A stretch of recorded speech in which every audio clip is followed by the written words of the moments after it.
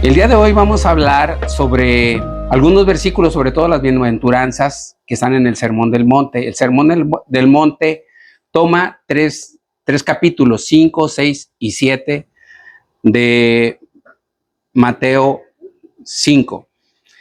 Pero vamos a hablar en particular de las bienaventuranzas y si pueden abrir su Biblia, la vamos a abrir en Mateo 5 y vamos a leer del 1 al 16. Me van a acompañar ustedes leyéndola y yo la voy a ir expresando. Pero antes de eso vamos a hacer una oración. Les pido por favor que inclinen su rostro. Bendito Señor y Padre Celestial, te doy gracias, Señor, por este día. Te doy gracias por la congregación que está el día de hoy aquí. Señor, te pido que me des palabra, Señor, que sea tuya, que no tenga nada que ver conmigo, Señor. Yo soy únicamente un siervo, alguien que te sirve, Señor, alguien que te ama, alguien que está dispuesto, Señor, a seguir el camino que tú tienes trazado para mí. Yo quiero cumplir tu propósito, pero sé que también todas las personas que están aquí tienen la misma intención, la misma mentalidad, el mismo corazón, Señor. Te pido que nos bendigas, que nos des sabiduría, que nos des conocimiento, entendimiento, discernimiento, todo, Señor, que sea todo para tu gloria, porque tú eres todo lo que nosotros necesitamos. Todo te lo agradezco y te lo pido en el nombre de nuestro Señor Jesús. Amén. Amén. Voy a comenzar a leer Mateo 5 del 1 al 16. Ustedes me pueden seguir leyendo en su Biblia.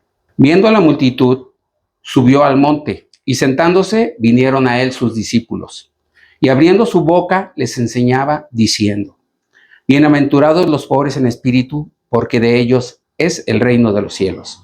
Bienaventurados los que lloran, porque ellos recibirán consolación. Bienaventurados los mansos, porque ellos recibirán la tierra por heredad. Bienaventurados los que tienen hambre y sed de justicia, porque ellos serán saciados. Bienaventurados los misericordiosos, porque ellos alcanzarán misericordia. Bienaventurados los limpios de corazón, porque ellos verán a Dios. Bienaventurados los pacificadores, porque ellos serán llamados hijos de Dios. Bienaventurados los que padecen persecución por causa de la justicia, porque de ellos es el reino de los cielos. Bienaventurados sois cuando por mi causa os vituperen y os persigan y digan toda clase de mal contra vosotros, mintiendo. Gozaos y alegraos, porque vuestro galardón es grande en los cielos, porque así persiguieron a los profetas que fueron antes de vosotros. Vosotros sois la sal de la tierra, pero si la sal se desvaneciere, ¿con qué será salada? No sirve más para nada, sino para ser echada fuera y hollada por los hombres. Vosotros sois la luz del mundo. Una ciudad asentada sobre un monte no se puede esconder. Ni se enciende una luz y se pone debajo de un almud, sino sobre un candelero y alumbra a todos los que están en casa. Así alumbre vuestra luz delante de los hombres, para que vean vuestras buenas obras y glorifican a vuestro Padre que está en los cielos. Esto lo presentó el Señor en una ocasión en particular, y aunque fueran enseñadas por Él en diferentes intervalos y ocasiones, encontramos en esta enseñanza de las bienaventuranzas una fortaleza para nuestra comprensión del Evangelio. Aquí Jesús se ocupa de proveer a la gente felicidad, pero no todas las personas entienden esto. De hecho, existen muchos cristianos que no están muy seguros de experimentar la verdadera felicidad. Pero la intención de Jesús es que las personas conozcan la verdadera felicidad al transmitir Él este sermón. ¿Qué significa bienaventuranzas? Bienaventurado es alguien que es feliz. Y bienaventuranzas significa felicidad. Pero es algo raro. Si lo leemos de esa manera, podemos verlo así. Felices los pobres en espíritu. Felices los que lloran. Felices los mansos. Felices los que tienen hambre y sed de justicia. Felices los misericordiosos. Felices los limpios de corazón. Felices los pacificadores. Felices los que padecen persecución. Y todavía dice, felices sois cuando por mi causa os vituperen y os persigan y digan toda clase de mal contra vosotros mintiendo. Entonces, ¿de qué está preocupado el Señor? El Señor está preocupado por darnos felicidad, tanto a hombres como a mujeres. Pero no se trata de una felicidad basada en las circunstancias. Aunque la meta del mensaje sea esta, se trata de conocer la felicidad real, el gozo real la recompensa divina genuina. Tenemos que entender qué tipo de vida genuina es la que produce este tipo de felicidad. La idea de felicidad en la palabra bienaventuranza es un tipo de satisfacción y bendición que no es afectada por el tiempo ni por las circunstancias. La palabra bienaventurados tiene la idea de una felicidad y bendición interna. Y ni es el resultado de las circunstancias, ni está sujeta al cambio en base a las circunstancias. Significa una paz interna, una bendición interna. Es un estado de felicidad en el cual Dios desea que sus hijos vivan. Es una palabra que indica virtud, toca al hombre en su base más interior de su existencia. Es usada para describir a Dios. La encontramos muchas veces en la Biblia para describir a Dios. Si leemos el Salmo 68:35 dice bendito sea Dios. El Salmo 72:18 dice bendito Jehová Dios. El Salmo 119:12 dice bendito, oh Jehová. Y en primera de Timoteo 1:11, bendito Dios. Es decir, este estado es verdadero de Dios. Ser bienaventurado y bendito es verdadero de Dios. Es usada de Dios, que por cierto también es usada en nuestro Señor Jesucristo, en primera de Timoteo 6:14-15, que dice que guardes el mandamiento sin mácula ni reprensión hasta la aparición de nuestro Señor Jesucristo, la cual a su tiempo mostrará el bienaventurado y Rey de reyes y Señor de señores. Entonces, bienaventurado es una virtud, un aspecto característico de Dios. Es real acerca de Dios y acerca de nuestro Señor Jesucristo. Si la bienaventuranza es verdadera de Dios y de Cristo, entonces la persona que experimenta esa bienaventuranza es aquella que participa de Dios y de Cristo. Segunda de Pedro 1:4 dice, por medio de las cuales nos ha dado preciosas y grandísimas promesas para que por ellas llegases a seis participantes de la naturaleza divina, habiendo huido de la corrupción que hay en el mundo a causa de la concupiscencia. ¿Qué es la concupiscencia? Es nuestro deseo, ¿verdad? Es la carne lo que nos llama a hacer. Todos nosotros creemos que nuestro Señor Jesucristo, cuando estamos en Él, somos participantes de la naturaleza de Dios. El sermón del monte no tiene nada que ofrecer a nadie que está fuera de la fe en Jesucristo. Definitivamente no. Una vez que alguien se vuelve a la fe en Jesucristo, la bienaventuranza se vuelve disponible para él. Hay una gran diferencia, ¿verdad? Fíjense bien, vamos a encontrar una diferencia en el Antiguo Testamento.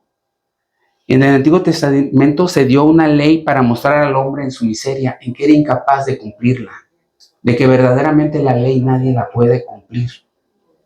Y el Nuevo Testamento da vida para mostrar al hombre en su bendición. Y demos gracias a Dios porque nosotros vivimos en el tiempo de la bendición, en el tiempo en que nosotros podemos gozar con nuestra fe o la fe que pone el Señor en nosotros, esta gran bienaventuranza. Es una nueva época esta, con un nuevo rey y es un nuevo mensaje. Pero también está el hecho de que conforme estudiamos las bienaventuranzas, parece ser algo paradójico. Y Mateo está presentando un reino que no encaja con lo que la mayoría de la gente en su tiempo entendía ni entiende actualmente. Como puede ver, la felicidad en las palabras de Jesús no es exactamente la manera en que el mundo entendería la felicidad. Los que lloran, los mansos, los que tienen hambre y sed de justicia, los misericordiosos, los puros de corazón, los pacificadores, los calumniados. Dices, ¿cómo? Pues sí, hay una paradoja. Todo esto es contrario a la lógica actual del mundo. Para la mayoría de la gente esto es totalmente ilógico, no cuadra. La mayoría de las personas dicen la felicidad es disfrutar de la vida al máximo. La felicidad es adquirir cosas materiales del mundo. Un yate, un carro, qué sé yo, miles de cosas. Felices son los ricos, felices son los famosos, felices son los populares, esos son felices los que tienen todo. Pero ¿saben algo? El mensaje de Jesús no encaja con el concepto humano de felicidad. Pero este mensaje derriba las actitudes mundanas. Debemos entender que nadie puede llenar el alma vacía de un hombre con cosas externas. Usted no puede llenar una necesidad racional con un objeto irracional. Y esto es lo que el mundo trata de enseñar. Vamos a pensar en Salomón. Nos vamos a ir a esa época. Salomón lo tenía todo. Tenía nobleza, tenía riqueza, sabiduría, alimento, siervos, mujeres, por cientos. Lo tenía todo. Él debió haber sido inmensamente feliz. ¿Pero qué tuvo que decir acerca de esto? Vanidad de vanidades. ¿Y qué significa vanidad? Vaciedad, vacío. Todo es vacío. El Nuevo Testamento lo expresa de una manera en la que lo vemos así, en Lucas 12:15. Porque la vida del hombre no consiste en la abundancia de las cosas que posee. Si usted está buscando felicidad en los bienes del mundo, está en el lugar equivocado. El árbol de la felicidad no crece en la tierra maldecida. No está ahí. Las cosas físicas no tocan el alma. No podemos satisfacer una necesidad espiritual con una sustancia física. Piensa en esto. Si pensamos en una persona con un matrimonio disfuncional, lleno de problemas, de diferencias, no se va a ir a comprar un carro para sentirse mejor, ¿verdad? No le sirve.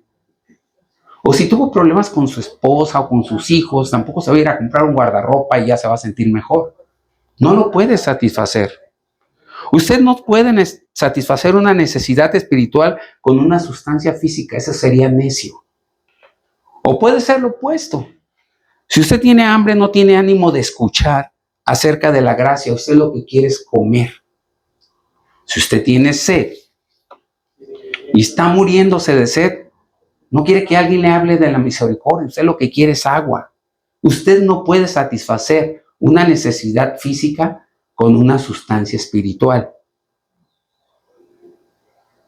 Las cosas que no pueden calmar el corazón en una tormenta, en una dificultad, no pueden proveer ningún tipo de bienaventuranza. Las cosas externas ayudan más a afligir al alma que a bendecirla. Eclesiastés 5:13 dice: hay un mal doloroso que he visto debajo del sol. Las riquezas son guardadas por sus dueños para su mal. Voy a aprovechar para comentarles algo que me pasó y que realmente me doy cuenta que mucha gente valora las cosas de manera diferente. Tenía una vecina, desafortunadamente, o el Señor ya dispuso que se fuera. Tenía una casa tan bien conservada. La tenía siempre perfectamente, como dicen muchas personas por ahí, como tacita de té, ¿verdad? Limpia, acomodada, nada le fallaba. La señora enfermó. Pero ¿cuál fue su máxima preocupación cuando se fue? Le dijo al marido: te encargo que la mantengas igual. Dices, nunca pensaste en lo eterno.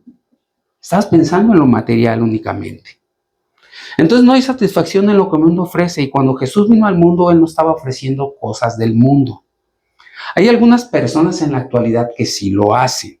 Están ofreciendo prosperidad financiera, dinero, éxito.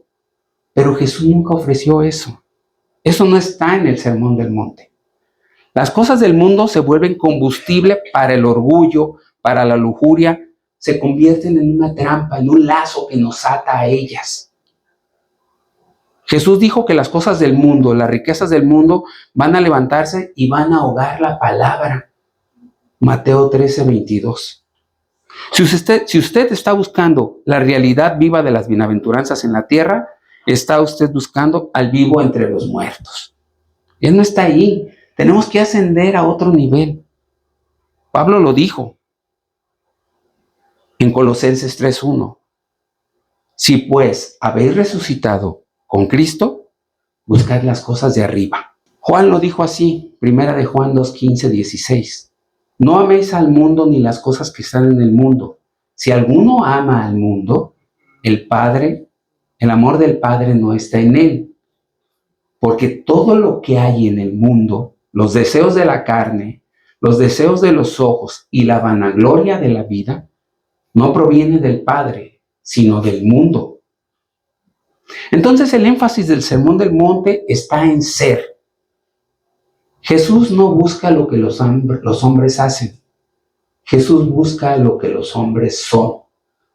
Porque lo que los hombres son va a determinar lo que los hombres hacen. Todos los ideales en el Sermón del Monte son opuestos a las ideas humanas.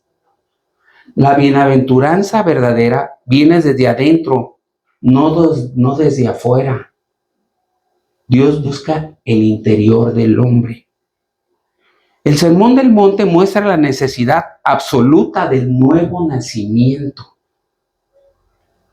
¿Y cómo se produce el nuevo nacimiento? El nuevo nacimiento se produce por la fe. Ahí comienza el nuevo nacimiento. Pero entendamos algo, Efesios 2:8 dice, la fe es un don de Dios. Ni siquiera cuando Nicodemo se acercó a Jesús lo podía entender. Y vaya que él era un erudito en la palabra. Era fariseo de fariseos. Pertenecía al Sanedrín. Él era de mucho conocimiento, pero no podía entender. Porque para el nuevo nacimiento no podía hacer nada. ¿Qué hacemos nosotros para nacer físicamente? ¿Qué ponemos de nuestra parte? Nada. Nosotros nacemos y ya. Pues es lo mismo. Para nacer de nuevo, ¿qué necesitamos? Al Espíritu Santo.